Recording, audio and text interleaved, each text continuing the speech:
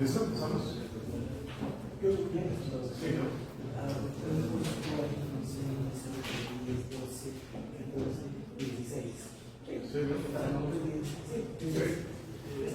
Buenos días, muchachos. Entonces, tenemos la visita del doctor David Fernández. Fue compañero mío de maestría y doctorado y es un gran amigo. Entonces, ahorita se presenta. Gracias, Leo, por esta invitación. Es un placer para mí estar aquí. Había venido hace como 1000 años, entonces es muy interesante regresar. Ya ahorita con otros temas diferentes. Entonces les cuento un poquitico sobre mí. Yo hice la licenciatura en Matemáticas y Física en la Universidad de Antioquia y posteriormente hice la maestría en Astrofísica en el INAOE. No sé si a lo mejor Leo les ha contado que es el Instituto Nacional de Astrofísica Óptica y Electrónica en Puebla. Ahí hice la maestría del doctorado. Hice también un par de estancias de investigación postdoctoral, uno en la Universidad de Pekín, en el Kavli Institute for Astronomy and Astrophysics, casualmente durante el COVID, entonces fue un poco complicado el asunto, pero fue muy interesante la experiencia.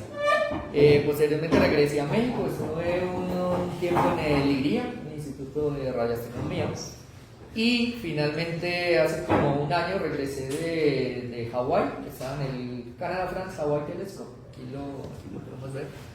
Y ahí estaba también en una estancia postdoctoral, es un poco la carrera científica, te estás moviendo de un lugar a otro. Y el día de hoy les voy a compartir un poco sobre mi trabajo. Mi trabajo está enfocado en 2 líneas de investigación, una que son regiones de formación estelar, básicamente gas ionizado, regiones H2. Entonces vamos a hablar un poco sobre la física que tienen estos objetos y cómo a partir de las observaciones, digamos que yo soy más astrónomo observacional que teórico, entonces como a partir de las observaciones podemos determinar las diferentes propiedades, en este caso del medio interestelar, que es del gas ionizado, ¿no? Que es como la particularidad. Eso va a ser en el día de hoy. En la tarde vamos a usar un poquito algún código que se llama Pioneer. A lo mejor de pronto lo han tratado de escuchar, que es lo que ayuda es a resolver un montón de todas estas ecuaciones de transferencia radiativa y permite obtener los parámetros físicos de estos objetos como temperaturas, densidad, abundancias electrónicas de diferentes iones. Entonces, como para que vean un poquito cómo se maneja, no vamos a desarrollar como un código como tal, sino ya hay muchos códigos en la literatura. Este es uno en particular. Entonces la idea es como en la tarde ver cómo se utiliza y qué información se puede sacar de ahí. Y a partir de datos de MUSE es un instrumento en el BLT en Chile, que es espectroscopia de campo integral, es decir, tenemos imágenes y también tenemos espectros en cada píxel, entonces esto lo ponemos como un spaxel, ¿no? Vamos a trabajar un poquitico de esto y posteriormente en el día de mañana, en particular de estos objetos que son regiones de formación estelar, regiones H2, la vamos a extender a lo que son galaxias H2, que en realidad son brotes masivos de formación estelar, y cómo utilizar estos objetos, digamos, como candelas estandarizables para restringir parámetros cosmológicos, principalmente lo que es la constante de Hubble, y determinar si hay o no, por ejemplo, evolución en la ecuación de esta de la energía oscura. Eso es pues, probablemente teóricamente ustedes dominan esto, entonces esto es un poquito más enfocado hacia cómo desde las observaciones lo podemos conectar con estos, digamos, modelos como el lambda CDM o como quinta esencia, y podemos hacer estas restricciones, ¿no? Como de WC, de omega mate. Bueno, entonces en el día de hoy vamos a empezar con una introducción general, básicamente a lo que son astrofísica de las nebulosas gaseosas. Y vamos a hablar un poquito de lo que es el equilibrio de la fotonización, el equilibrio térmico y cómo se comparan estas propiedades con las observaciones, cómo se compara esta teoría con las observaciones. Estos son algunos de los colaboradores y lugares en los que he podido tener la oportunidad de visitar. Por ejemplo, la estancia doctoral la hice en la Universidad de Cambridge con Roberto Terlevich, que de hecho les va a estar dando una charla el viernes. Y ahí fue muy grato trabajar. Y cuando vas a ese tipo de lugares que los ves como tan inalcanzables, luego dices, uno no está tan pendejo, ¿no? O sea, si hay forma, ¿no? Si hay forma de competirles, o sea, con muchas más complicaciones obviamente, pero creo que tenemos posibilidades, ¿no? Lo que me falta es un poquito más de presupuesto. Uno se da cuenta de que pues, no está tan mal en el sentido de entender muchos de estos conceptos y de poder conversar con colegas de otros lugares que también son muy eminentes en este aspecto. Bueno, entonces para empezar, vamos a hablar de estos objetos, ¿no? Que probablemente muchos hemos escuchado, como por ejemplo son las regiones H2, las nebulosas planetarias, y todas estas imágenes maravillosas y hermosísimas que encantan en la astronomía. Eso es espectacular, de hecho es un enganche muchas veces ver este tipo de objetos, porque se forman y a partir, por ejemplo, de algunas, luego de que una estrella muere, entonces explota sus capas, las expulsa y luego en esa expulsión, bueno, queda ionizada. En el caso de las regiones H2 es básicamente el caso más simple, llamémoslo, una estrella. Usualmente es una estrella tipo O, tipo B, son estrellas masivas y que emiten una cantidad de fotones ionizantes que básicamente lo que hacen es todo ese hidrógeno neutro que hay alrededor, entonces lo ioniza. Hay un periodo de termalización, entonces durante ese periodo de termalización entonces se forma lo que es una región H2. Vamos a hablar un poquitico de esto.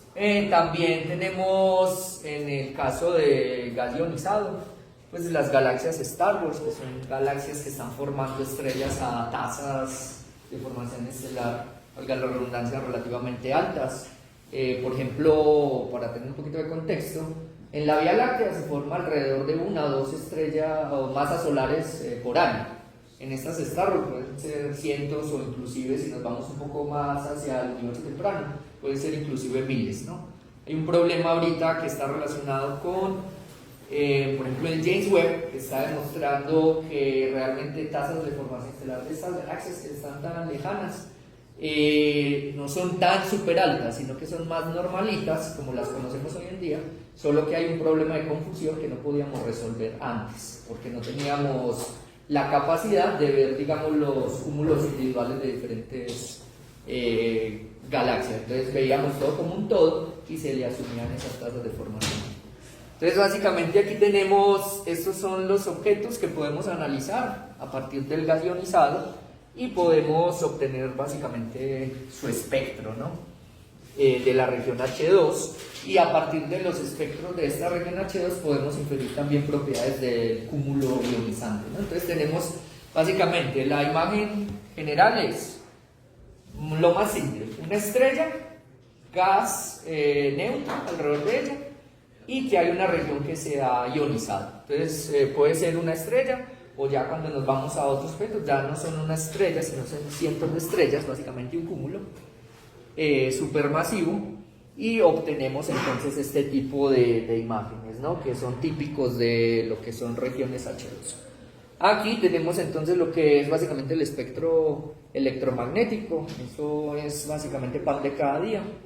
Tenemos las diferentes, por ejemplo, capacidades que podemos tener de observación, es decir, hay unos rangos, unas ventanas ópticas donde nosotros no necesitamos ubicar telescopios muy altos, en el caso para observar en longitudes de onda óptica. Pues si nos vamos más hacia longitudes de onda menores, frecuencias mayores, aquí sí, estoy correcto. ¿Sí estoy correcto o no?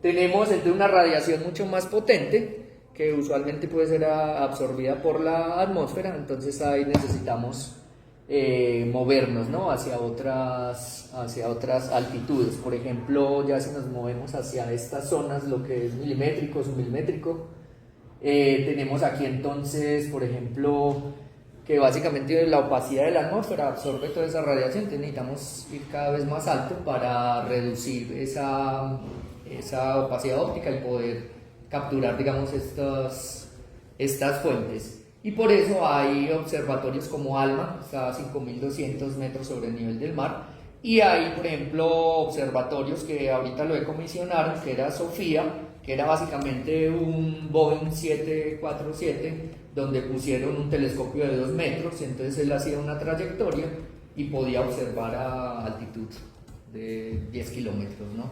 Más o menos lo que tienen, vuelan los aviones, ¿no? Entonces, tenemos, esta es como la imagen general. Bueno, tenemos radiación, tenemos gas que está emitiendo esos fotones y tenemos un cúmulo en el centro, básicamente. Hay otros objetos con un campo de radiación mucho más potente, como son los cuasares, que básicamente es radiación que no es por fotonización, sino que es más radiación debido a choques, porque tenemos un agujero negro central, tenemos un disco de acreción, esto está rotando ahí, entonces ahí se emite usualmente un jet, y ese jet también puede ionizar el medio interestelar e inclusive pueden llegar a escalas galácticas, ¿sí? Normalmente la radiación de las regiones H2 no llegan a escalas tan altas como si por ejemplo un quasar o una galaxia, perdón, con un núcleo activo. Sí.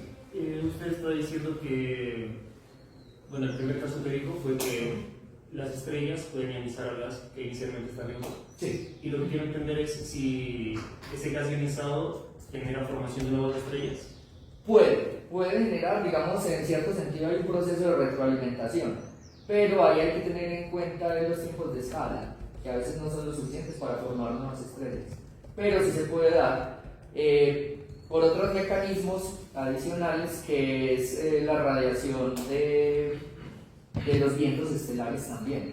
Sí, esos son otros componentes. Digamos que el gas más simple es la estrella, el gas, y ya, ¿no? Para entender un poco el contexto, pero sí, que son los procesos de feedback que están ahorita determinando.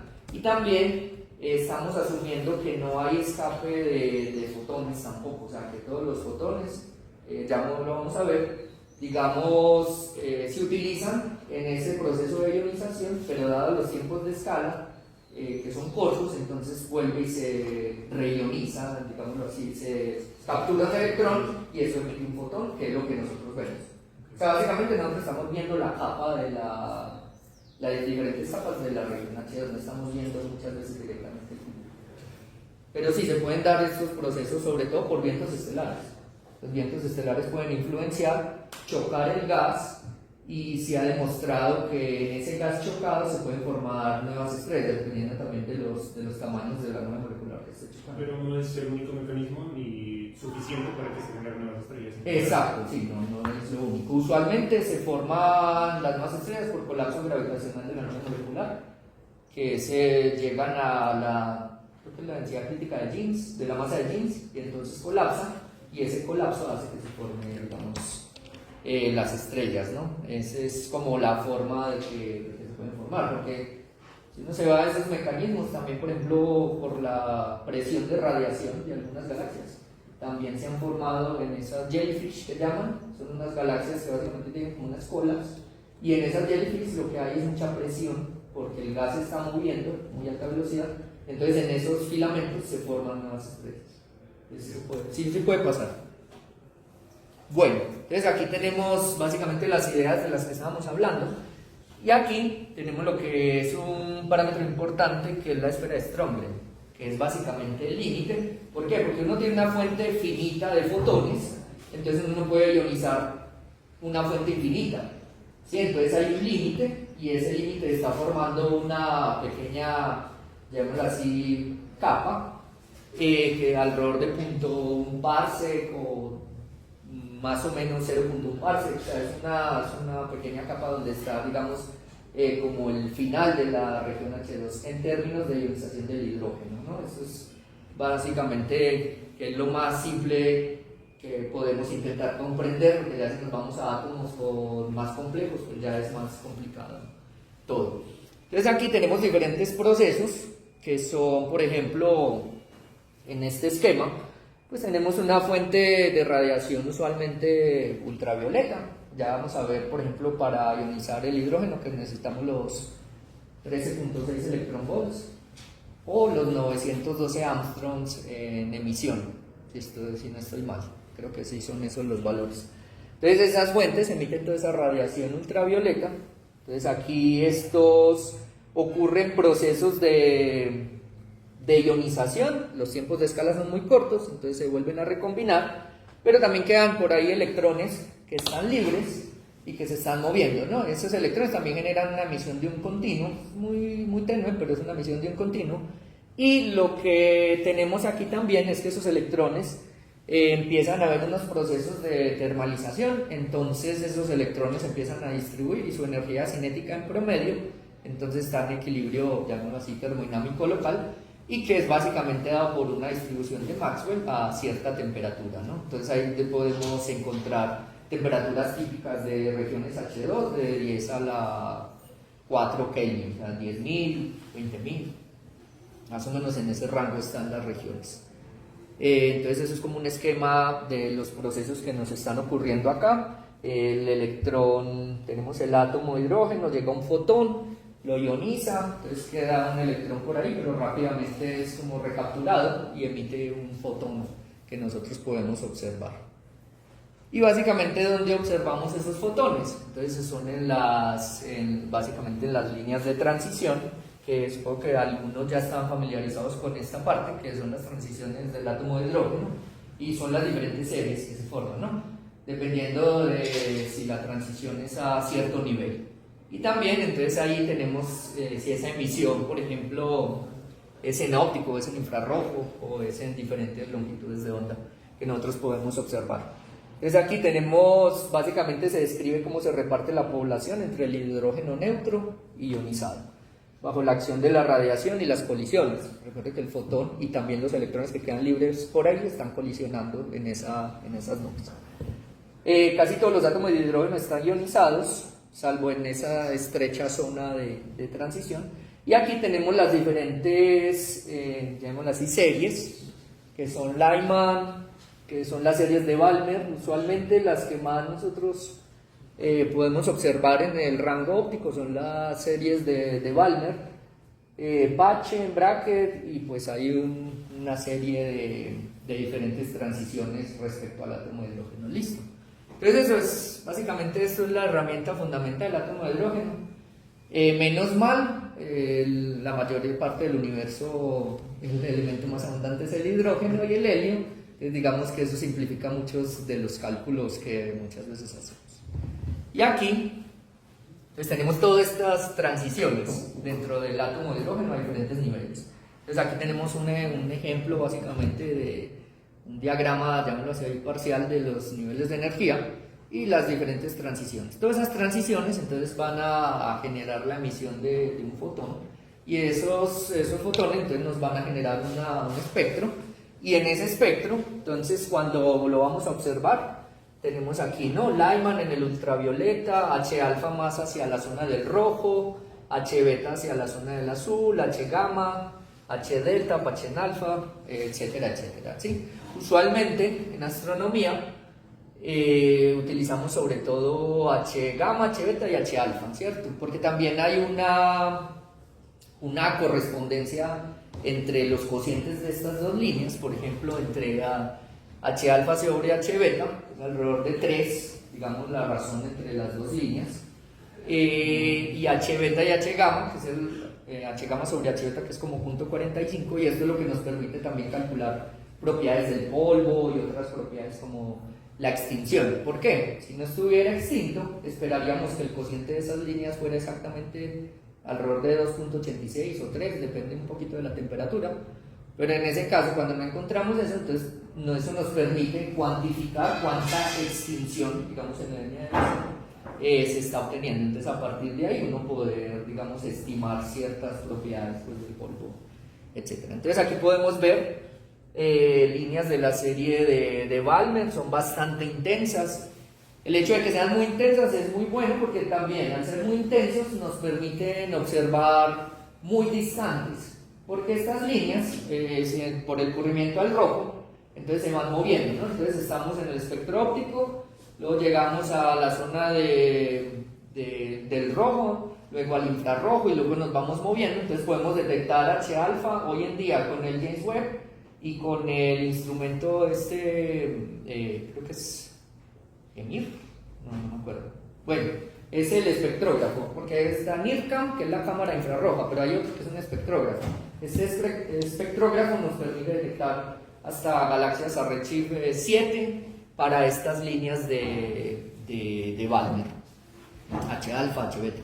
Hasta que llega un momento en que se nos sale el detector y entonces ya necesitamos ir hacia zonas, hacia otro tipo de instrumentación, otro tipo de telescopios. Bueno, entonces aquí un poquito como para tener una idea de todas estas transiciones, nos generan un espectro, y esto es un espectro típico de una región H2 o de una nebulosa planetaria, ¿sí? Si observan el continuo que proviene de todos esos fotones que están por ahí, llamémoslo, en el infinito moviéndose, emiten muy poco, que se recombinan muy rápido, y las líneas superintensas, aquí tenemos en este caso 65-63, que es H-alfa, H-beta 48-61, y así sucesivamente. Y también hay otras líneas de elementos más pesados, como son los del oxígeno. Ahorita lo vamos a ver, solo que estas líneas del oxígeno, pues entonces ya tenemos oxígeno 1, oxígeno 2, oxígeno 3, porque lo podemos ionizar diferentes veces. Bueno, y aquí tenemos, ustedes ya son súper expertos en esto, que son estos son los 3 estados, digámoslo así, más bajos del átomo de hidrógeno, y las diferentes transiciones que se pueden encontrar. Recuerden que hay unas reglas, a lo mejor esto sí lo pueden consultar también, cuáles son las reglas de selección, no sé si ya las han visto o no, y también identificar aquí cuáles son las líneas permitidas, semiprohibidas y prohibidas, a ver a qué se refiere esos conceptos, ¿no? Usualmente se utilizan mucho cuando estudiamos regiones de formación estelar, ¿no? Entonces hablamos de líneas permitidas, de líneas prohibidas, etc. Entonces si lo pueden consultar, luego los discutimos. Y acá entonces tenemos la notación general para las diferentes transiciones. Tenemos el N, el número cuántico principal, el spin, el momento angular orbital total. Y aquí, no sé si recuerdan un poquito estos niveles, los SPDFG. No sé si alguna vez lo han visto, o por ejemplo en los libros por allá siempre les digo del preescolar, en los libros de química, que ustedes hacían unas transiciones y se iban, ¿no?, dando la vuelta y veían esas letras. Resulta que esas letras, así como una anécdota histórica, antes de la mecánica cuántica los espectros se clasificaban a ojo, ¿sí? Entonces al clasificarlos a ojo encontraban, por ejemplo, si son líneas nítidas, entonces sharp S, si son líneas principales P, difusas D, y así sucesivamente. Y esa notación se quedó, y esa es la que utilizan hoy en día para los niveles de transición de los átomos, solo que ya la física cuántica vino a darle una interpretación, ¿no?, a todo eso, pero básicamente se quedó la misma notación que se tiene, ¿no? Entonces es una cosa pues un poco anecdótica que ocurre, ¿no? En física muchos físicos ponen nombres muy llamativos a todas las cosas que van encontrando, ¿no?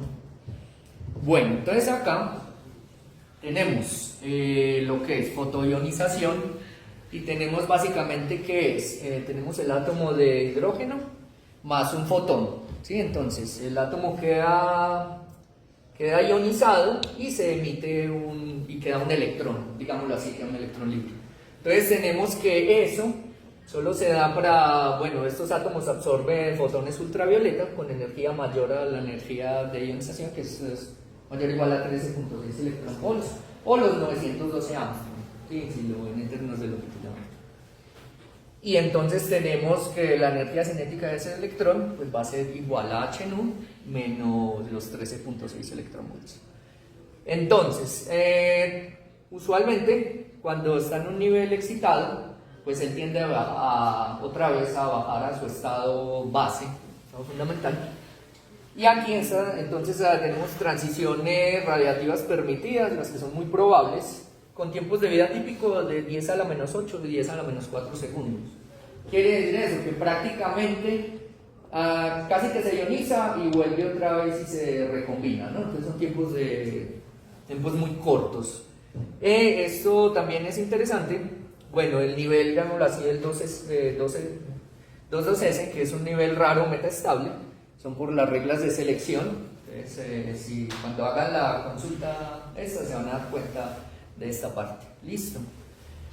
Y aquí tenemos que inclusive aunque esa transición se puede dar, tiene también tiempos de vida de 0.12 segundos. Entonces realmente de todo el tiempo que viaja el fotón que está ionizando, que son alrededor de unos 10 a la 6, todavía sigue siendo muy corto. Entonces no puede radiar fácilmente y aparte de esto emite 2 fotones a la vez. Y acá tenemos lo que sería entonces la distribución de frecuencias con respecto a la cross-section de la ionización, en este caso para el hidrógeno y para el helio, ¿sí? Entonces aquí está, básicamente tenemos un pico alrededor de los 912 Armstrong y luego decae como nu a la menos 3, más o menos ese es como el decaimiento.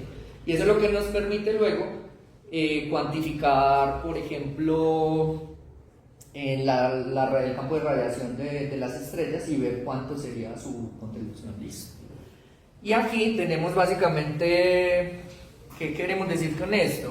Si un átomo se excita, básicamente instantáneamente emite un fotón y cada nivel más bajo. Tiempo típico del átomo de hidrógeno neutral pasa antes de ser de nuevo fotoionizado en una nebulosa y es del orden de 10 a la 8, ¿no? Entonces son básicamente diferentes órdenes de magnitud que tenemos. Y entonces hay un proceso de fotoionización y hay otro proceso entonces, de recombinación, ¿no? Entonces la idea es encontrar un equilibrio entre estos dos procesos para poder resolver las diferentes ecuaciones de transferencia radiativa que se utilizan, ¿no? Entonces aquí los procesos de recombinación, entonces es ya al contrario, tenemos un átomo de hidrógeno que está ionizado, captura un fotón y entonces tenemos que el átomo se vuelve neutro y emite un fotón, ¿no? Entonces la tasa de recombinaciones básicamente va a ser proporcional a la densidad y densidad de los átomos de hidrógeno ionizados por la densidad electrónica que tengamos en el medio. Listo. Entonces como tener esas ideas que más o menos a nivel general. Entonces las secciones eficaces pues, de los coeficientes de recombinación entonces se pueden calcular. Ya estos son cálculos que usualmente se hacen más ya como en física atómica. Nosotros digamos que no resolvemos ese ecuación, sino que ya utilizamos datos atómicos y estas, por ejemplo, secciones eficaces y todo esto ya de la gente que hace todos estos experimentos. Listo. De hecho hay un problema en la actualidad y es que todavía no hay un consenso en cuál es el mejor conjunto de datos atómicos para hacer este tipo de calculaciones en términos de temperatura y densidad para regiones ionizadas. Y aquí tenemos entonces diferentes, este tipo de tablas son los que utilizamos mucho para ir a hacer los cálculos. Entonces acá los diferentes coeficientes de recombinación a ciertas temperaturas. ¿Listo? Entonces básicamente está variando, es en función de la temperatura. Y la recombinación total entonces se reparte en niveles excitados y luego esos niveles caen en cascada rápidamente.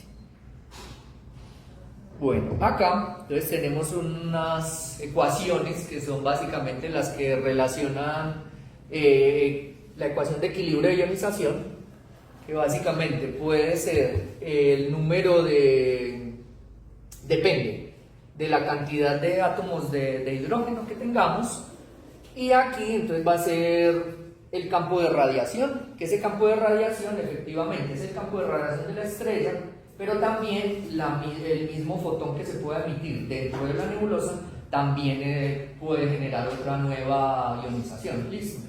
Entonces básicamente son estos dos componentes, campo de ionización de la estrella más esta componente que la llamamos difusa, ¿sí? No viene de una fuente como tal, sino que viene de alrededor de toda la nebulosa, ¿no? Entonces eso pasa, que eso se tiene en cuenta en la calculación para poder obtener, digamos, estas ecuaciones de equilibrio y poder encontrar los diferentes especies. Y tenemos entonces esta ecuación de transferencia radiativa difusa, que es básicamente, otra vez ya con signo negativo, porque pues estamos recombinando, y la radiación estelar, que si la radiación estelar, no sé si recuerdan un poquito, que es básicamente asumida como la radiación de un cuerpo negro. No sé si han escuchado en algún momento. O sea, un espectro estelar está básicamente definido. Tenemos, si recuerdan, el cuerpo negro, entonces tenemos la distribución y hay un pico a cierta temperatura. Digamos que el parámetro de temperatura de la estrella está relacionado con este pico del cuerpo negro. Es una aproximación que no es del todo, es buena para hacer los cálculos, pero no describe totalmente lo que es el espectro de una estrella, porque las estrellas también tienen absorciones, ¿listo? Pero es una aproximación para cuantificar el campo de radiación total. Entonces básicamente es esto, y donde tenemos obviamente el radio que este radio se diluye con la distancia, y la profundidad óptica tau, listo. Y aquí entonces, reemplazando todo esto, podemos obtener lo que es el número de fotones generados por recombinación.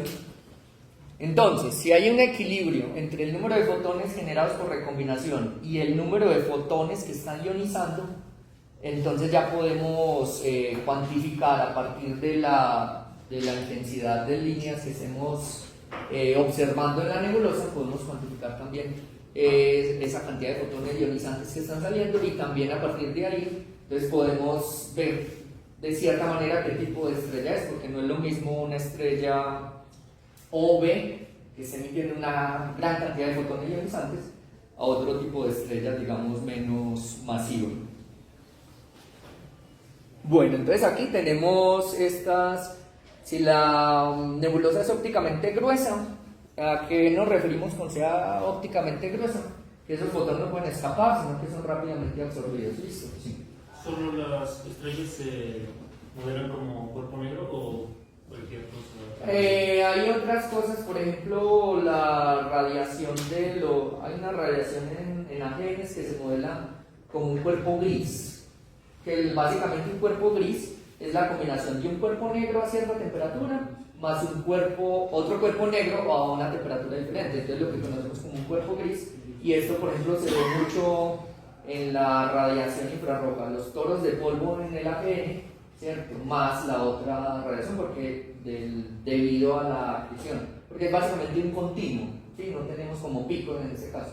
Entonces muchas de estas cosas, o por ejemplo la radiación de polvo también, porque tenemos el polvo a dos diferentes temperaturas, entonces la radiación de polvo se modela a partir de ahí. Entonces cuando uno modela esa temperatura de polvo, entonces puede tomar la cantidad también de polvo y qué tipo de polvo puede ser, si son silicatos o si son otro tipo de, digamos, eso ya es un poquito más molecular, de cómo esta sublimación del polvo, etcétera, ¿listo? Pero sí, otros objetos, el cuerpo gris sirve para modelar otro tipo de objetos. Entonces aquí, sustituyendo en estas ecuaciones, entonces vamos a tener que el número de, básicamente, la esfera de Strömgren, que es hasta donde alcanzamos este equilibrio, es decir, como les decía ahorita, con una fuente finita no se puede ionizar un campo infinito, ¿no? Entonces tenemos esa limitación, eso es lo que tenemos de la esfera de Strömgren, y tenemos esta parte. Entonces ya aquí asumiendo, por ejemplo, esto, no sé si lo alcanzan a ver bien,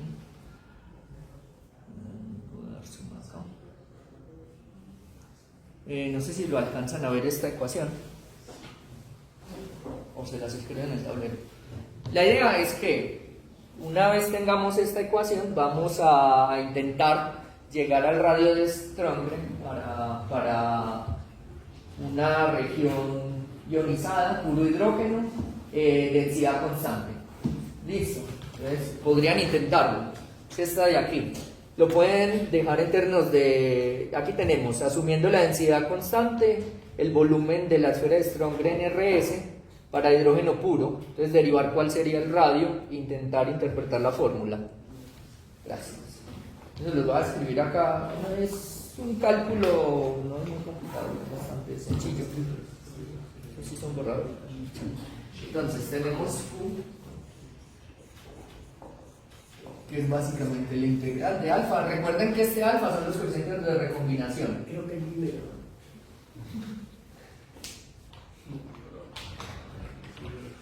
Este.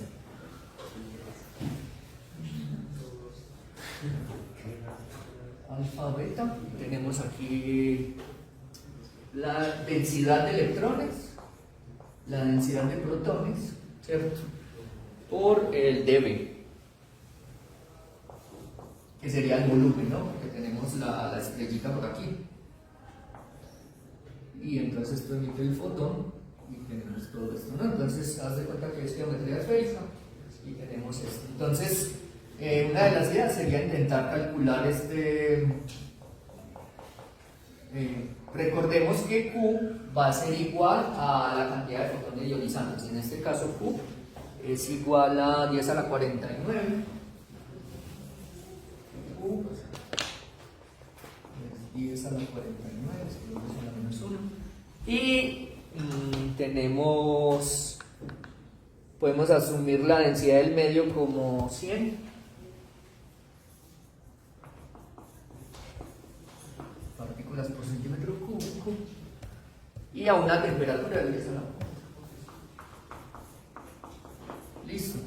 Es un poquitico eso. Y el coeficiente, si recuerdan, aquí está.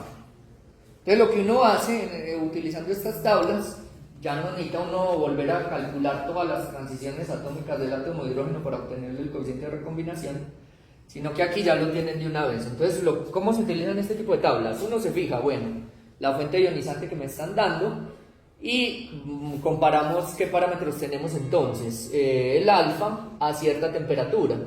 Entonces, el alfa de beta es el 2.59 por 10 a la menos 13. Y ahí está, 2.59 alfa por 10 a la menos 13.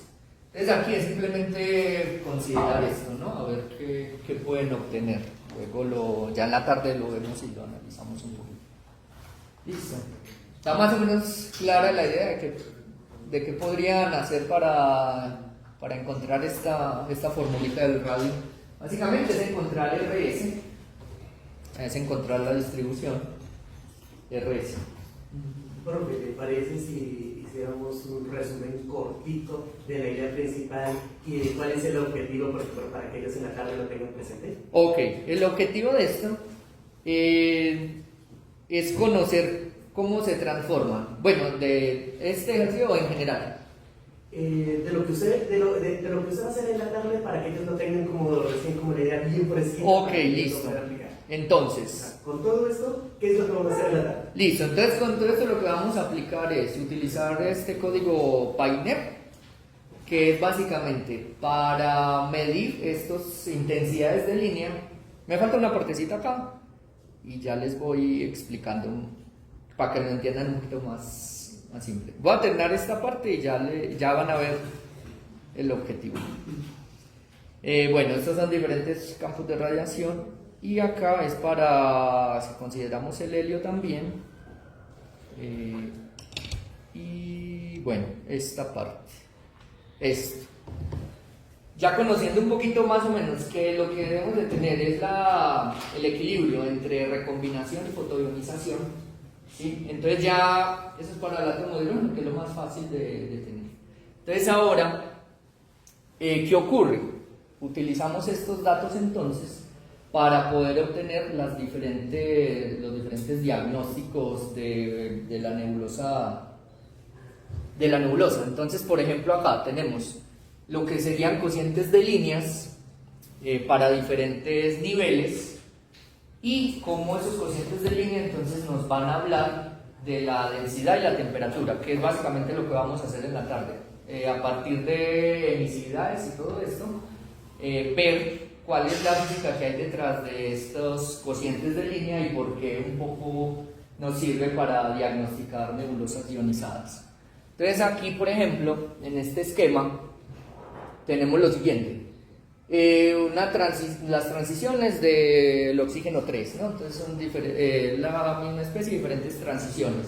Entonces tenemos dos líneas o tres líneas, básicamente la 5007, 4959 y 4363, como les mostraba antes, en el rango óptico, ¿no? Si recuerdan el espectro que les mostré anteriormente.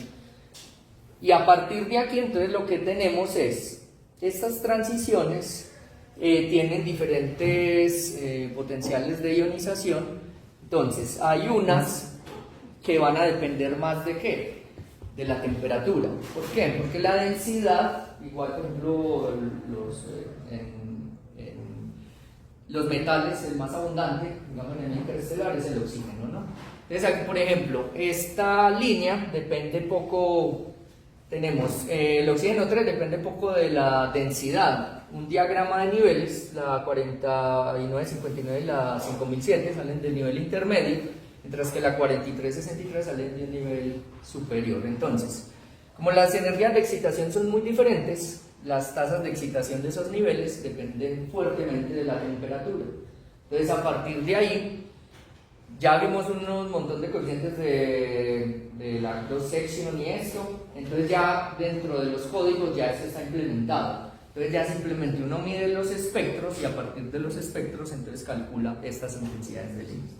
Entonces tenemos aquí, por ejemplo, como ya les decía anteriormente, hay una que viene de un nivel más superior que otro, pero son de la misma especie, ¿no? Entonces eso es lo que nos permite caracterizar esto. Entonces para el oxígeno 3, en este caso, podemos derivar temperaturas electrónicas, básicamente la temperatura del gas. Y aquí para el otro elemento es el nitrógeno 2, ¿listo? Entonces tenemos como las transiciones, pero ya de otras especies ionizadas, digamos de elementos más pesados.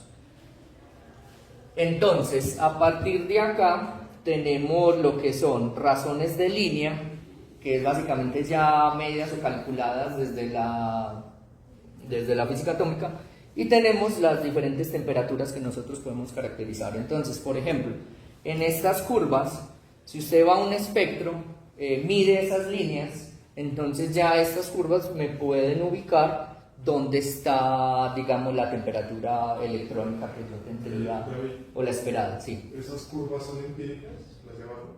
No, estas se calculan a partir de las transiciones atómicas.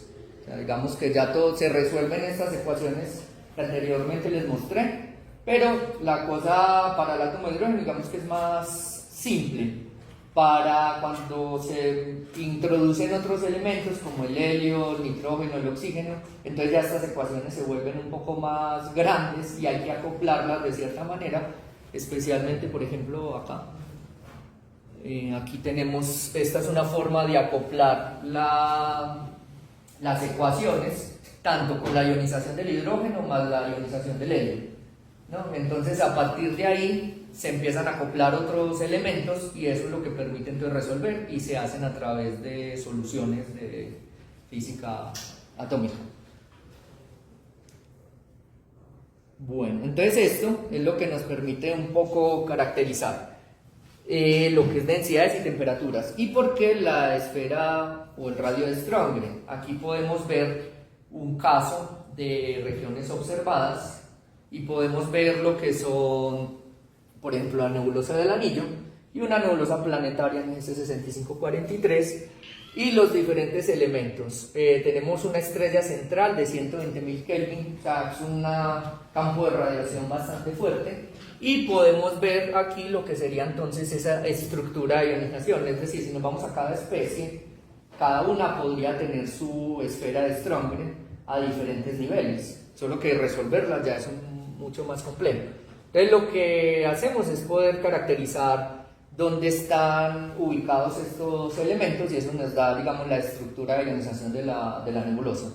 Por ejemplo, en este diagrama podemos ver una estructura de ionización del helio, del hidrógeno, y esto entonces tiene el límite en distancia, ¿no? A partir de la fuente ionizante. Y aquí, por ejemplo, de esta, que es los diferentes potenciales de ionización que nosotros podemos encontrar.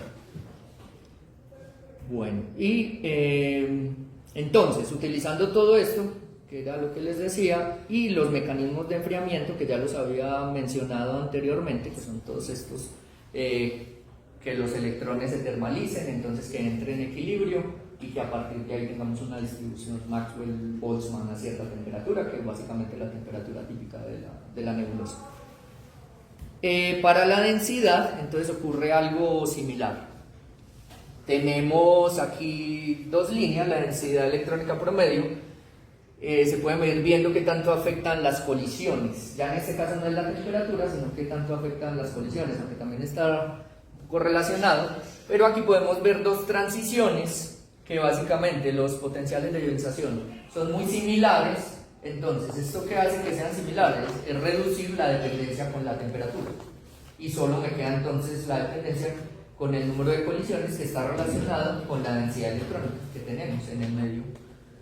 Entonces acá tenemos, por ejemplo, lo que la línea de oxígeno 2 y la de azufre 2, ¿no? Que son potenciales, si nos fijamos en términos de la longitud de onda, por ejemplo, que se puede luego hacer el cálculo en electron volts, está esa 3729 y 3726, ¿no? Son solo 2 Armstrong de diferencia, no sé a cuánto equivaldría en electron volts.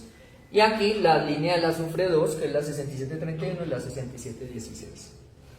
Entonces acá tenemos de nuevo la densidad electrónica como función de las razones de intensidad de estas líneas, ¿no? Entonces, estas son muy parecidas, entonces obtenemos diferentes curvas, que parte de esto es lo que ustedes van a graficar ahora en la tarde, ¿no? Cómo pueden salir esas curvas y cómo las pueden luego utilizar para hacer sus cálculos de densidad y temperatura electrónica. Entonces, eso es también uno de los objetivos, que ustedes puedan utilizar este software de PyNet y hacer este tipo de curvas y interpretar, ¿no? Que interpretar a ver qué es lo que nos dicen estas cosas, porque ya ahorita hay muchas cosas que ya están hechas, pero la idea es que se puedan aprender a interpretar. Bueno, yo creo que dejamos por aquí esta parte. Lo otro que les voy a presentar es un trabajo que hice específicamente aplicando todo esto con el software, pero ya a datos observados. Bueno, espero que más o menos la idea de cómo se trabaja con estas nebulosas ionizadas haya quedado relativamente claro, o al menos que se lleven una idea, ¿no? Que siempre es balance entre fotonización, recombinación y una emisión difusa que hay ahí que se puede tener en la región ionizada. Entonces, tomamos un break. Ajá. Unos 10 minutos. Listo. ¿Sí? Ok, Jorge, ahorita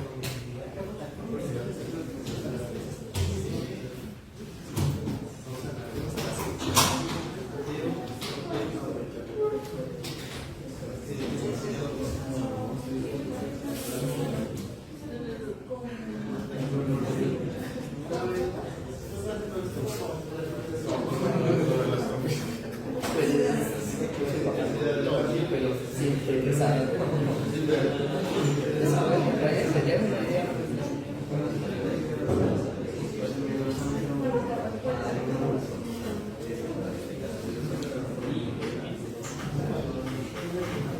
Que ahorita ya lo sé.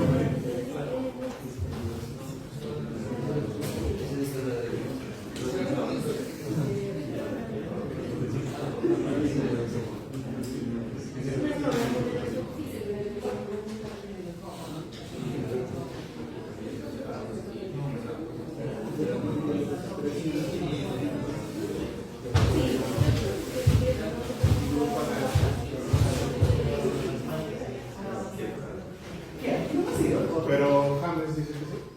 Porque aquí no, lo primero que dice no. Ah, bueno, está bueno. Por favor, salimos un ratito y.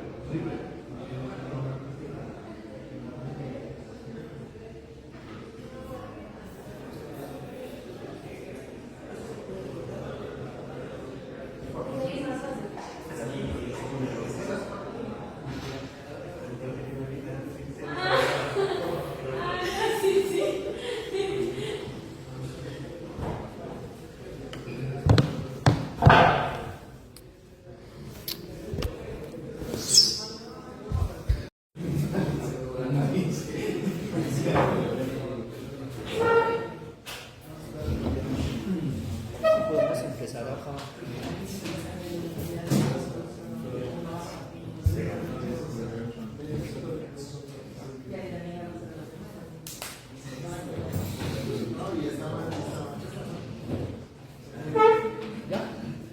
Vaya siguiendo.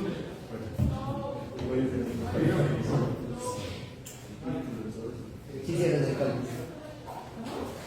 Ah, pero no me acuerdo la ecuación que relaciona esto con el RS. La integral, tienes que integrar recetas de RS. Integral. Ok, pero eso es la Q y Q ya no tiene. Eso es la Q, ¿sí o no? Q ya lo tiene. Yo no tengo. Ah. Entonces, ¿qué? Sacan la fórmula y luego reemplazan y R les debe dar en base, ¿sabes? Pero. Tienen O esto. sea, tenemos alfabeta, Alfabeta, lineal, integral, encontrar estos. pero ese no es equivalente a ETA. O ¿Cuál? vamos a ya ETA E y ETA B.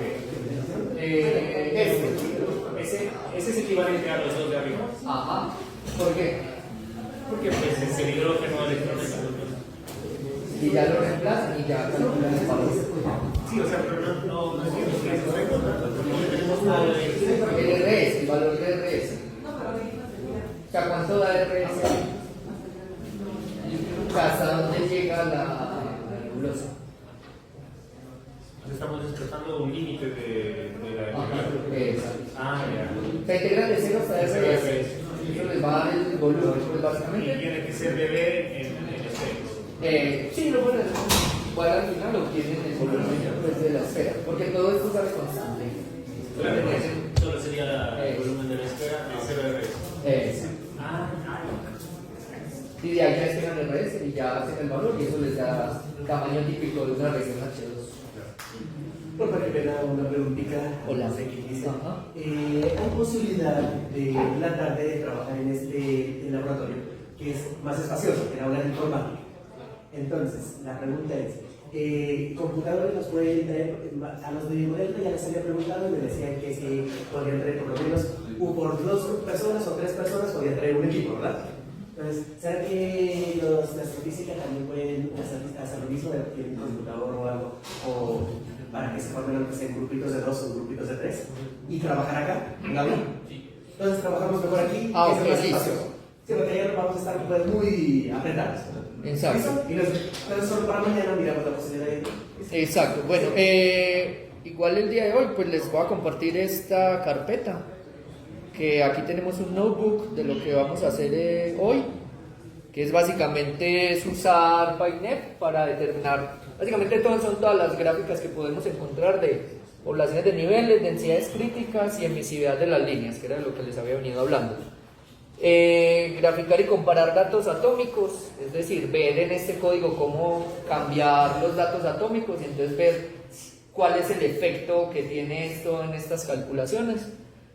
Construir los grids de emisividad como función de la temperatura electrónica y la densidad electrónica. Calcular cocientes de línea, que esto es básicamente a partir de los espectros observados. Entonces aquí va a estar todo el notebook. Yo les voy diciendo más o menos qué es lo que se va a ir haciendo y les voy explicando. Más que ir a desarrollar el código es aprender a cómo se utiliza, ¿no? Porque pues a veces hay que llamar librerías y ese tipo de cosas que se pueden a veces complicar, pero entonces ya está. Ese es el tipo de cosas que vamos a reproducir. Y acá vamos a si pueden entonces, si tienen Linux, ahí en el Drive puse este QFIX View, que es básicamente para desplegar y visualizar cubos de datos. O sea, ahorita les voy a, no sé si no están familiarizados, les digo más o menos de qué se trata un cubo de datos. QFIX View, si no tienen Linux, si no Windows, lo va a subir también, pero aquí está, ¿no? En la página. También está en el documento, ¿no? En este documento está ahí el link, tanto a QFIX View, a PyNet. Ahí no necesitan instalar nada, pero ya está en el notebook, ahí las librerías que son necesarias, ¿no? Pero este sí, el QFIX View está para Linux, para Windows y para Mac, y es muy fácil de utilizar, ¿no? Entonces ahorita que se los pase, lo intentan descargar, no es muy pesado ni nada y sirve para visualizar datos.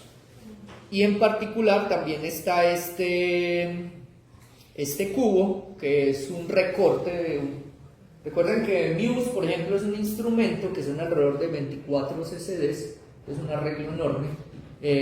casi que para hacer campos de 1 por 1 minuto, eso es bastante grande.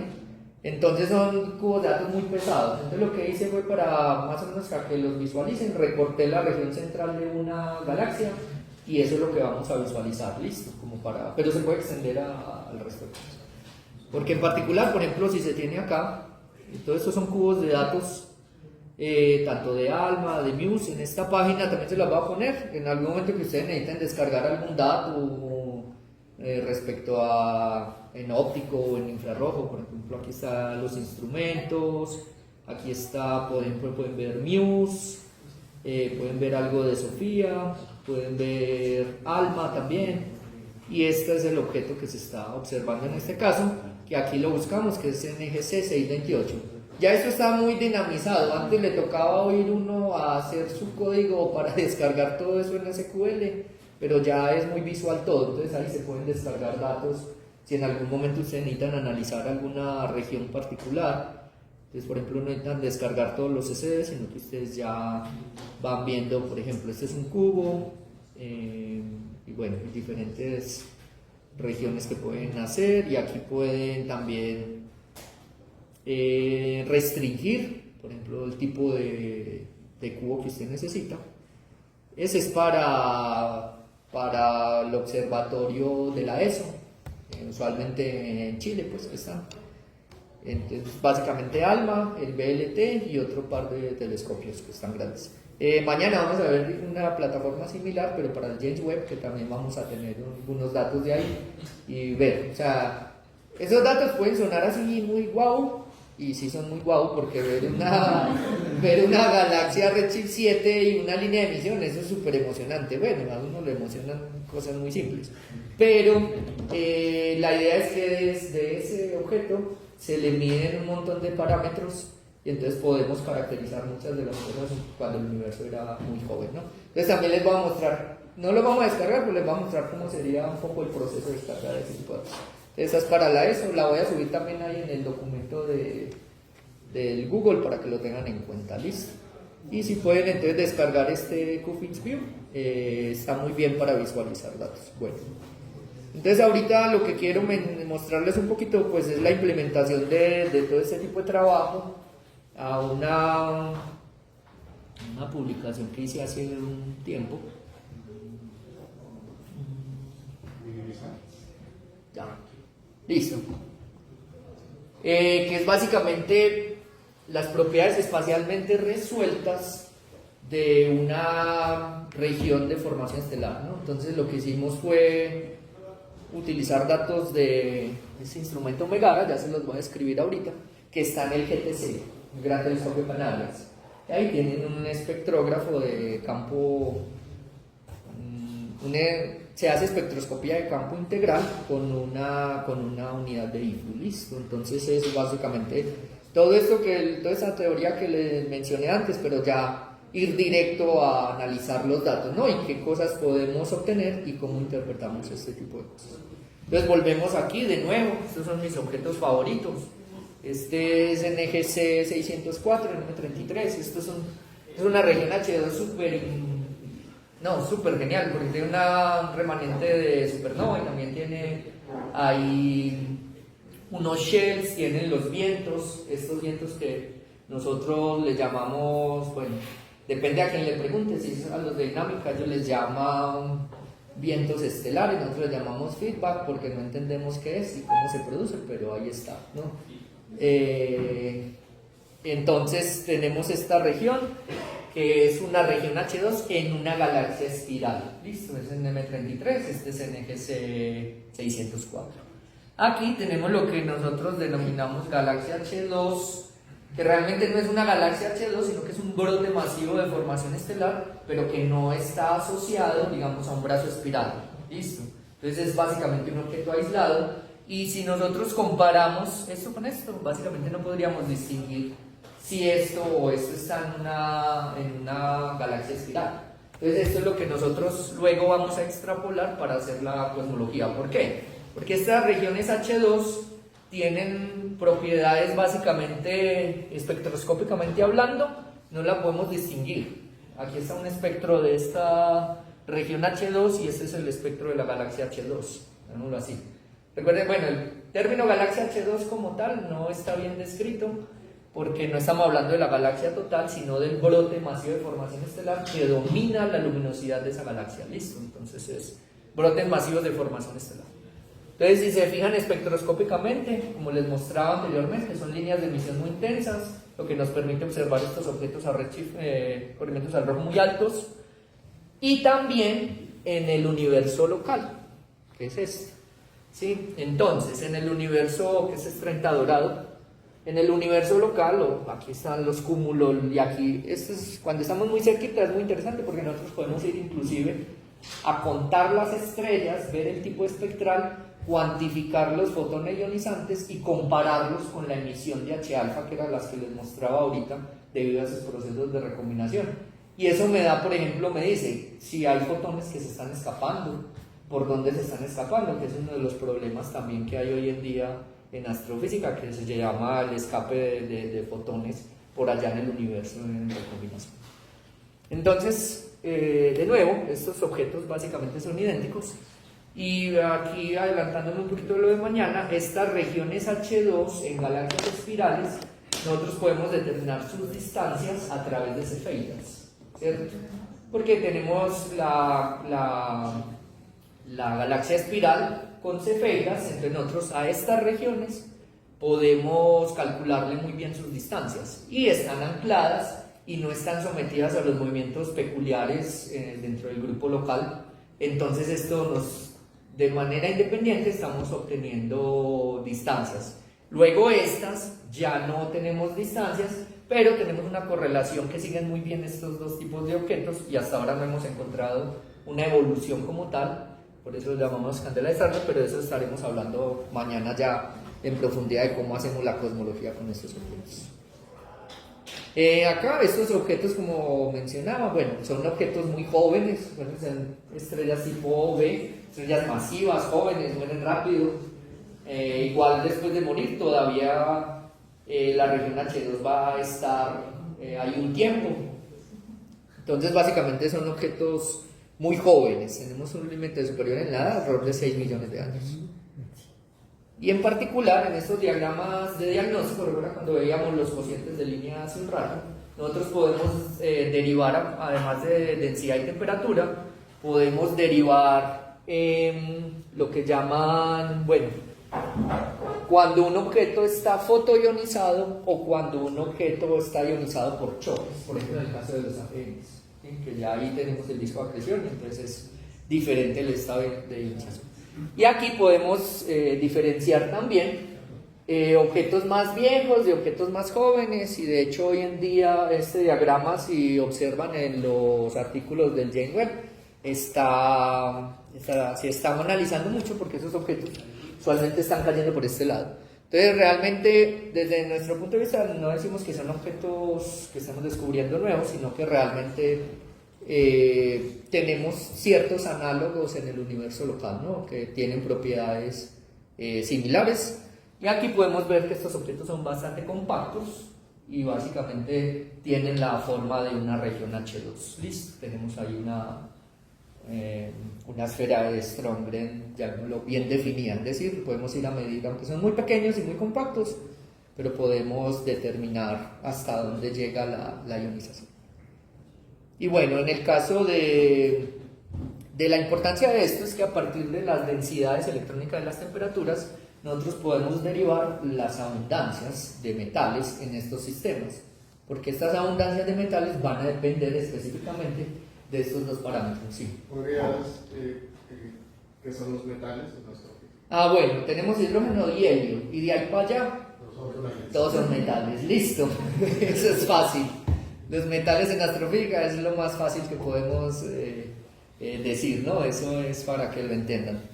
Entonces, y el principal elemento, digamos, el característico para determinar las abundancias, aquí le llamamos abundancias químicas, son el oxígeno, ¿listo? Porque ese es más fácil de observar, si recuerdan bien en esa línea súper intensa. Entonces es mucho más sencillo de caracterizar las abundancias de oxígeno, y eso me da una idea de cuál es la abundancia de metales en la nebulosa o inclusive en las estrellas. Creo que por ejemplo la abundancia de oxígeno en el Sol es como 8.6 en esta escala, 8.5. Pues cuando vayan a hacer la conversión ahí en algún momento de sus vidas, se caracteriza con el oxígeno, ¿no? Básicamente las abundancias. Resulta que en estos objetos, a pesar de ser tan compactos, se encuentran que estas abundancias tienen inhomogeneidades, es decir, uno esperaría que si es la región típica tradicional, pues tuviera la abundancia bien definida y no hubieran, digamos, esas segregaciones de abundancia, o al menos no existieran gradientes o diferencias de abundancia en toda la región de la nebulosa muy grandes. ¿Cuál es una de las hipótesis de esta idea? De que pueden existir, porque de hecho se encuentran, es que había una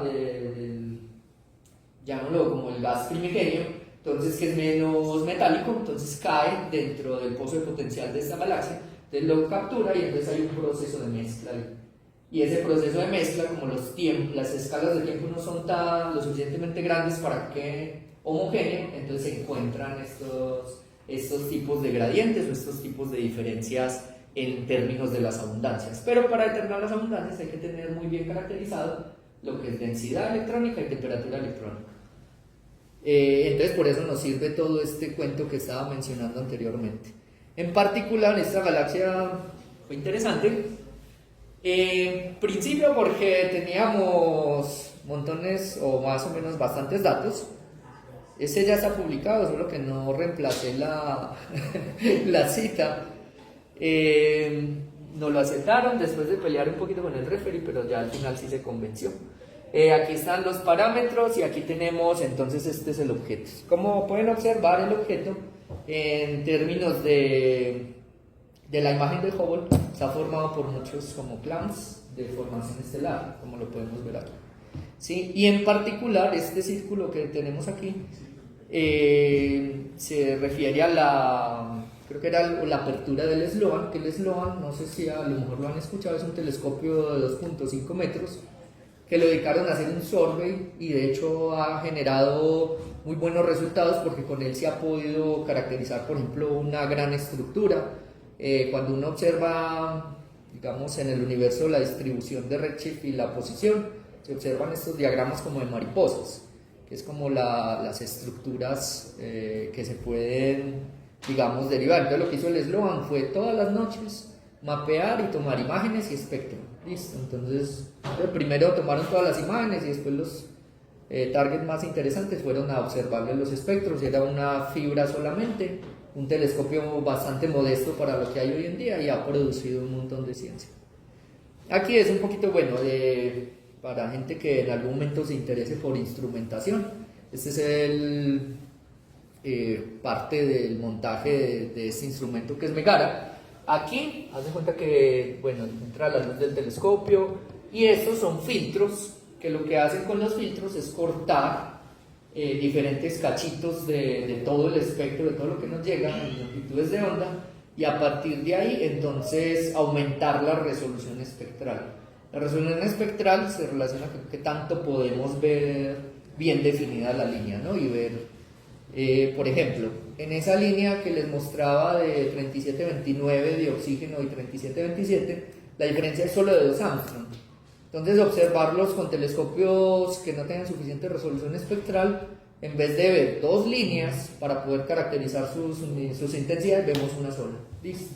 Es como la idea de estos instrumentos de alta resolución, que podamos hacer un desdoblamiento de las líneas. Exacto. Entonces, los ensanchamos y a veces salen líneas ahí que inclusive, si aumentamos resolución espectral y señal sobre el ruido, vemos otras líneas que son muy difíciles de caracterizar, por ejemplo la 4363 del oxígeno, que es muy débil. Entonces eso es lo que nos permite, ¿no?, caracterizar todo ese, llamémoslo, desdoblamiento, ¿no? Entonces estos filtros son los que nos ayudan a eso. El problema es que cuando utilizamos un filtro más estrecho, tenemos más resolución, pero un rango de longitud de onda súper pequeñito. Entonces tenemos un pequeño ahí, prácticamente una línea, ¿no? Y a veces para este tipo de diagnóstico necesitamos mapear diferentes líneas a lo largo de todo el espectro. Sí, está más o menos la idea. Este es todo el montaje de Megara, es bastante impresionante. Esto es un monstruo de equipo. Todo esto son las diferentes fibras que forman el arreglo que va conectado al telescopio, ¿no? Entonces eso, cada fibra luego con un diccionario se reconstruye y se forma la imagen. ¿Listo? Bueno, y estos son un poquito... Lo siento. Bueno, este es como el telescopio. Aquí tenemos el GTC, entonces el instrumento está montado acá, ¿no? En un lado. Y aquí, pues lo que les decía, ¿no? El arreglo. Entonces, este arreglo lo que nos está permitiendo es que en cada spaxel, llamémoslo de esta manera, nos está representando un espectro, ¿no? Entonces, a partir de ahí tenemos, estos son los diferentes filtros y las diferentes resoluciones. Que eso en términos, la resolución en astronomía puede ser en términos de R, que es lambda sobre delta lambda. Si ustedes la velocidad de la luz la dividen por esto, entonces obtienen resolución. Si es la dividen o la multiplican, no recuerdo. Pero se puede transformar utilizando la velocidad de la luz en términos de resolución de kilómetros por segundo. ¿Listo? O sea, también es un parámetro de la resolución. Por ejemplo, 20.000 creo que son alrededor como de 20 kilómetros por segundo, 5 kilómetros por segundo. Bueno, no recuerdo en ese momento el dato como tal.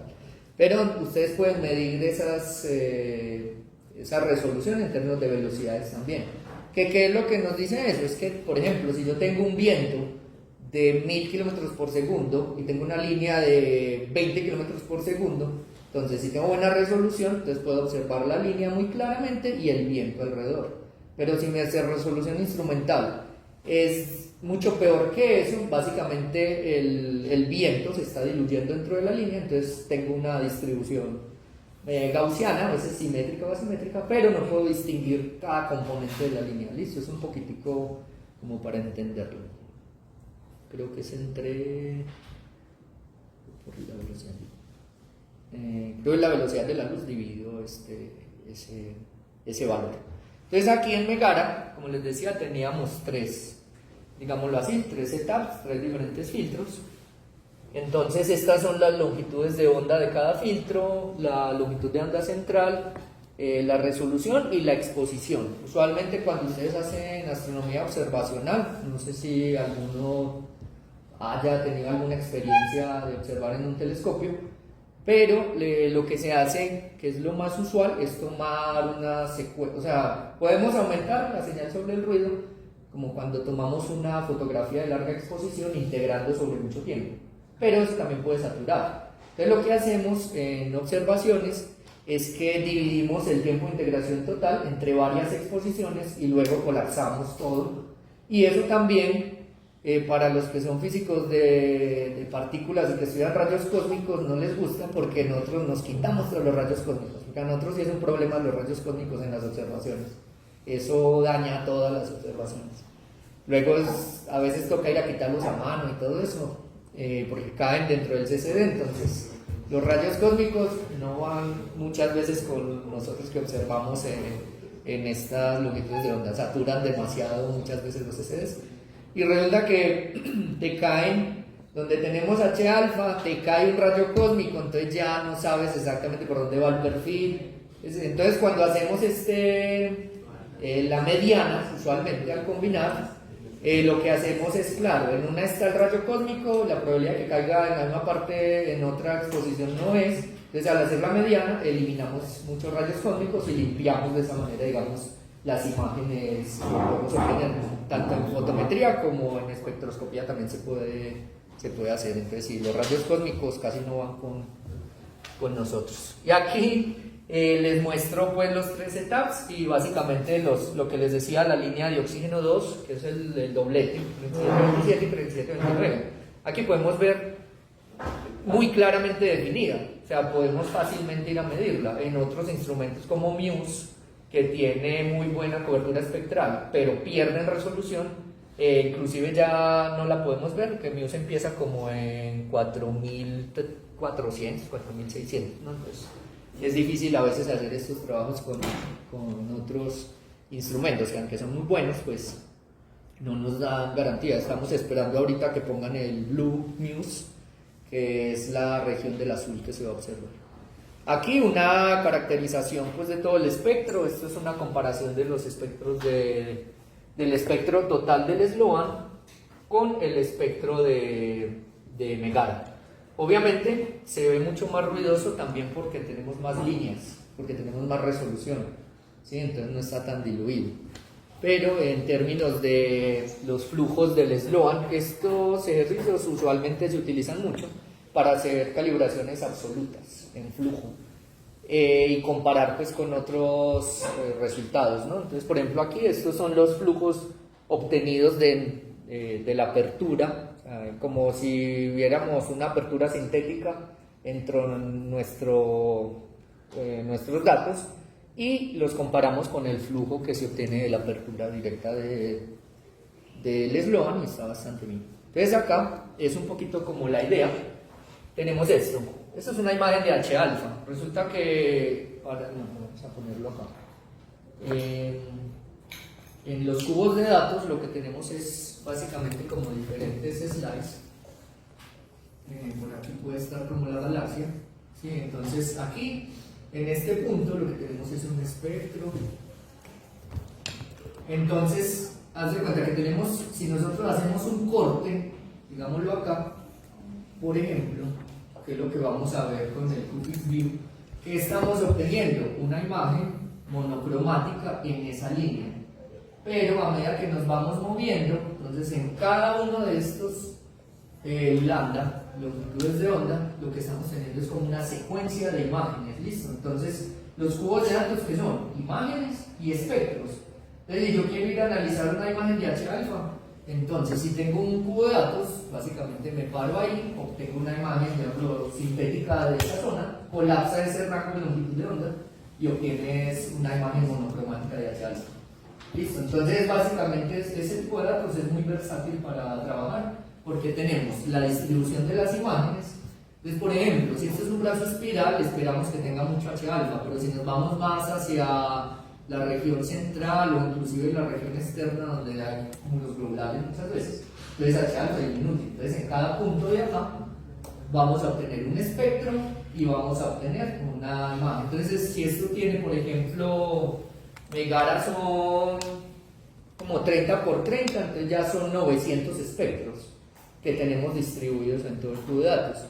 Pero por ejemplo hay otro instrumento con el que trabajé que son un arco minuto, son 10 minutos por 10 minutos y son alrededor como finalmente como de 4 millones de espectros en toda la imagen. Se forman imágenes muy bonitas, pero trabajar ya con esto requiere pues ya inteligencia artificial hoy en día, que yo creo que se va a poner de moda para poder caracterizar todo esto, que son muchos espectros. Entonces aquí les muestro, tenemos oxígeno 3, tenemos el perfil de H alfa en esta región, en este punto, listo. Pero si nosotros nos movemos a otro punto de esta región que está ionizada, entonces ahí vamos viendo cómo van cambiando en algunos casos los perfiles, en otros más o menos se mantienen. Y además de eso, nosotros no solo podemos caracterizar el gas desde la parte de sus propiedades de medio interestelar, densidad, temperatura, abundancia, sino también medir su campo de velocidades. ¿Listo? Porque estos objetos usualmente las líneas se pueden ensanchar también por el campo de velocidades, por la dispersión interna. Entonces podemos obtener en cada espectro diferentes mapas. Y aquí entonces reconstruimos todos esos mapas, en cada línea lo medimos y construimos todas las emisiones que tenemos ahí a partir de ajustes usualmente gaussianos a una línea de emisión. Entonces tenemos desde la 3727, la otra no está, pero sí también se calcula, y las que les decía H gamma, H delta, H gamma, la 4363 de oxígeno, H beta. Entonces observen también que en algunos casos se va como diluyendo. Eso puede ser por dos cosas, porque tengamos una estructura de ionización, entonces claro, esa especie ya no está ionizada tan afuera de la nebulosa, o puede ser también por nuestra señal sobre el ruido. Entonces ya en ese sentido empieza a entrar en juego el análisis de todos los efectos sistemáticos que nosotros podamos tener. Y aquí es una comparación entre bueno, estos son otros parámetros de lo que les decía, esto es una diferencia de logaritmos, que es básicamente el cociente de H alfa H beta, que es el 2.85, depende, esta franja es básicamente la dependencia de la temperatura. Usualmente con datos astronómicos un error, excepto para la constante de Hubble, un error del 20% todavía es aceptable. Listo.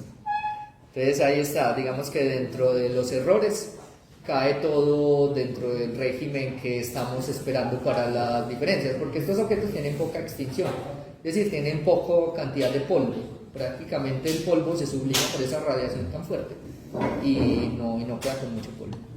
Y acá los diagramas entonces de diferentes cocientes de línea, que son diagramas de diagnóstico que me permiten obtener regiones donde está básicamente siendo ionizado por fotones de estrellas masivas o muy cerca de esta zona que es donde están los AGNs. En este diagrama, para que Roberto les va a hablar el viernes de estos diagramas, esos diagramas me dicen qué tan fuerte es el campo de radiación. Cuando el campo de radiación es muy fuerte, entonces esto queda ubicado en esta zona, es decir, tenemos mucho oxígeno 3, poco H beta.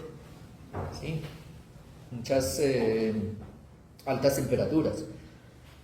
Bueno, entonces aquí utilizando pues ya estos cocientes de línea y esta información tenemos en cada píxel, llamémoslo así, podemos derivar densidad electrónica, temperatura electrónica. Entonces aquí está el caso para la densidad electrónica del azufre 2. Entonces esta es la distribución de la densidad electrónica, donde está caracterizado con señal sobre el ruido arriba de 5 para todas las líneas involucradas en esos cocientes. Listo. Usualmente los referees siempre ponen mucho cuidado en la señal sobre el ruido que uno utilice, porque si uno baja muchas veces, siendo un poco, por ejemplo, conservador con respecto a las observaciones en radio que utilizan señales al ruido de 2.5 o cosas así, todavía para mí, que estoy acostumbrado a ver esas líneas tan intensas, para mí no hay detección ahí, pero pues hay gente que sí hace todo el análisis estadístico y pueden mostrar que sí hay una detección. Entonces estos son señales al ruido arriba de 5 y se pueden ver que está bien caracterizada tanto para el azufre 2 como para el oxígeno, y estas son las distribuciones de esas densidades, ¿sí? En toda la nebulosa. Entonces al final uno puede observar que más o menos no hay un rango dinámico tan grande en densidad, entonces uno puede caracterizar toda la nebulosa con una sola densidad, ¿no? Un promedio o una mediana, dependiendo del estadístico que utilice. Y aquí, con esa resolución se puede calcular la distribución de densidad, o sea, eso es 606 kiloparsecs, ¿cierto? sí, sí, se puede calcular la distribución de densidad. Solo que aquí, pues como no habían, comparado con los errores, por ejemplo, el rango dinámico no es muy grande, entonces no tenía mucho, pues hacer toda la distribución, pero sí. Y se nota que está más o menos, excepto en esta región donde está más baja densidad, tenemos una interpretación que puede ser de ese gas que está cayendo o se está moviendo, ¿no? De diferentes lugares. Y aquí pues es la distribución, ¿no? Básicamente, usualmente en oxígeno 2 es esperado un poco menor la densidad, pero todavía son consistentes si uno observa estas dos distribuciones. Digamos que uno hace este es el KS y encuentra que con cierta probabilidad bastante alta, que básicamente esas dos probabilidades vienen de una misma distribución. ¿Listo? Los errores aquí es importantísimo analizarlos, por ejemplo, usualmente con métodos de Monte Carlo, porque si recuerdan, para propagar todos estos errores en cada spaxel, pues es computacionalmente muy caro, ¿no? Entonces lo que se hace es con métodos de Monte Carlo, te vas a cada spaxel, haces una distribución de uno empieza a revisar hasta que haya una convergencia y no haya mucho cambio, pero usualmente, por ejemplo, para este punto y asociamos los errores del S2 y de la 6531 y 6583, que son estas líneas, y a partir de ahí entonces propagamos todo con Monte Carlo y lo incluimos dentro de este paquete de Pioneer, ¿no? Entonces lo hacemos iterativo, al final obtenemos una distribución, obtenemos la media y ese valor central es el que me está caracterizando, digamos, mi valor de densidad, ¿no? Es como una forma muy utilizada en astronomía para hacer propagación de errores, porque a veces es muy tedioso. Recuerden que Pioneer lo que está resolviendo es cocientes de línea. Entonces, hacer toda la propagación, digamos, rigurosa como tal, de todos esos cocientes de línea, todos estos factores de recombinación y todo eso que es lo que está resolviendo Pioneer, computacionalmente es un caos, ¿no? Entonces, mejor método Monte Carlo. Y aquí se encuentra pues la distribución de los errores. Y aquí encontramos ya es para la temperatura electrónica del oxígeno 3, que también se las mencioné antes. Y esas son las dos distribuciones que tenemos de temperatura electrónica. Esta, creo que era otro. Bueno, aquí tenemos las dos distribuciones y observamos que en la temperatura, esto está por 10 a la 4, pues hay unas temperaturas muy bajas, como de 8000, hasta unas temperaturas casi de como 17000, 18000. O sea, es un rango de temperaturas que es muy grande y no es esperado para una región fotoionizada. Entonces, cuando nos fuimos a analizar a ver qué era lo que estaba pasando, adicionalmente a esto, las temperaturas muy bajas y muy altas, también analizamos esta línea que es la 4363, que era la que les decía que es más difícil de detectar y de medir. Entonces, una forma de atacar estos problemas es a través de la señal sobre el ruido y ver si realmente para diferentes señales sobre el ruido, si esa detección es real o no es real, ¿no? Entonces aquí tenemos la derivación de la temperatura como función de la señal sobre el ruido, y ese es un valor del punto rojo que es derivado de una sola apertura del espectro del Sloan.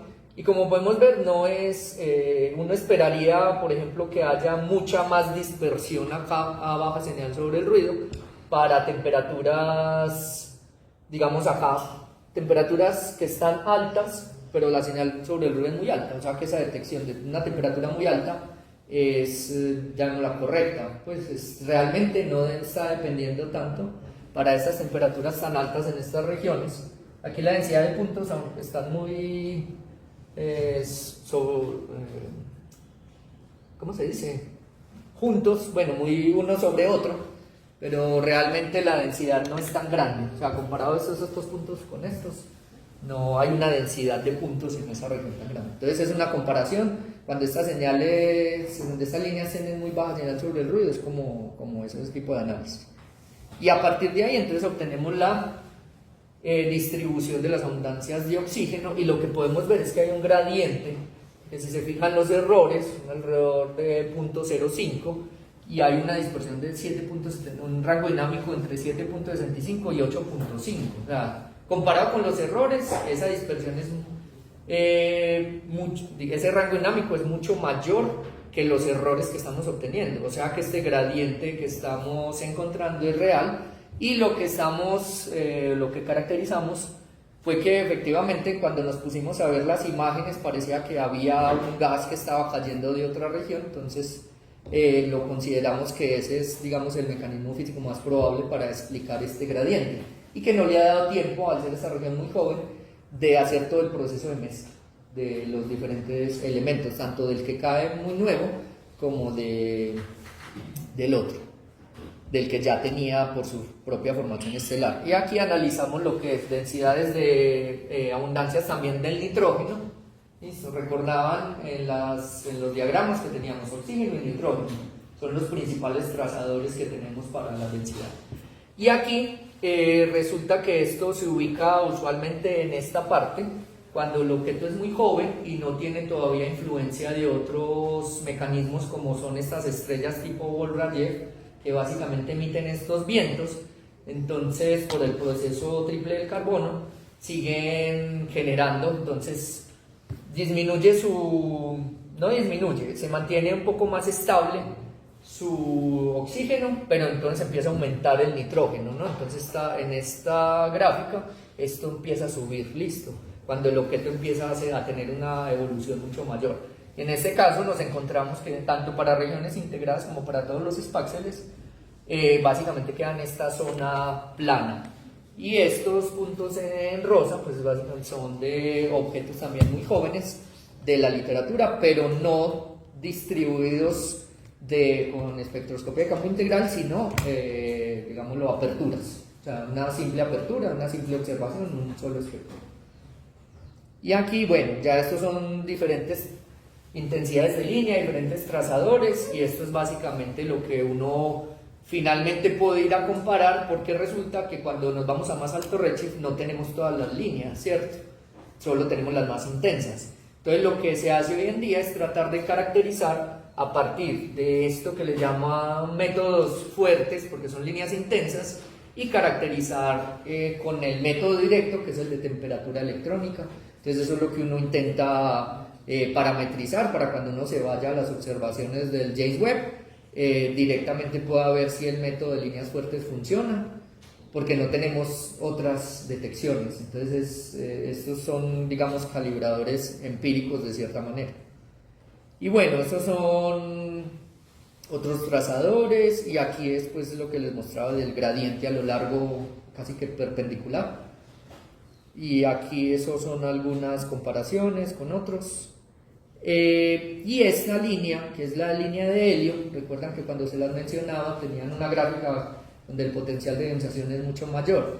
Entonces esas líneas que se están ionizando pueden provenir o de estrellas Wolf-Rayet o de objetos compactos, por ejemplo binarias, ¿no? Binarias compactas o ese tipo de cosas, que son radiaciones mucho más fuertes. Entonces eso es lo que se intenta analizar. Aquí está, bueno, la imagen ya superpuesta de los diferentes cúmulos, y este es el field of view o el pointing que tiene Megara, y básicamente estábamos cubriendo toda la nebulosa.